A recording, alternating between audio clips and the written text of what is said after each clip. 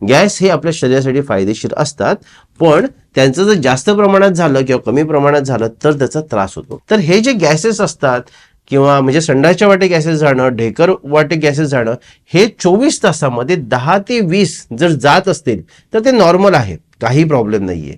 10 ते 20 वेळा लक्षात घ्या, म्हणजे तुम्ही दिवसभरामध्ये 10 ढेकर देताय तर काही प्रॉब्लेम नाहीये. दिवसभरामध्ये संडासच्या वाटेतून 10 वेळेला गॅस जातोय तर काही प्रॉब्लेम नाहीये. आता या ठिकाणी नीट लक्ष द्या, ज्या वेळेला ढेकर असतो ना, तो ढेकर दुर्गंधीत येतो, करपट ढेकर येतो, अन्नाचाच ढेकर येतो आणि जळजळ निर्माण करणारा ढेकर येतो. आणि असे ढेकर हे खूप जास्त प्रमाणात येतात, त्यावेळेला ते ॲबनॉर्मॅलिटी असते, त्यावेळेला ट्रीटमेंट करणं गरजेचं असतं.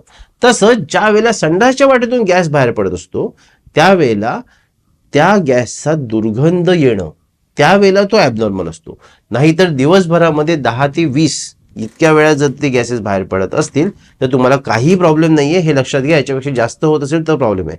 त्याचबरोबर जर पोट फुगत असेल आणि मग गॅस बाहेर पडत असेल आणि मग गॅस नॉर्मल होत असेल, मग पोट नॉर्मल होत असेल, तरी सुद्धा तो जास्त प्रॉब्लेम नाही आहे, तो पण नॉर्मलच प्रॉब्लेम आहे. गॅस अडकलेला असतो, तो बाहेर निघतो. पण हेच जर वारंवार व्हायला लागलं तर तो प्रॉब्लेम आहे. त्यावेळेला तुम्हाला चेकअप करून घेणं गरजेचं आहे.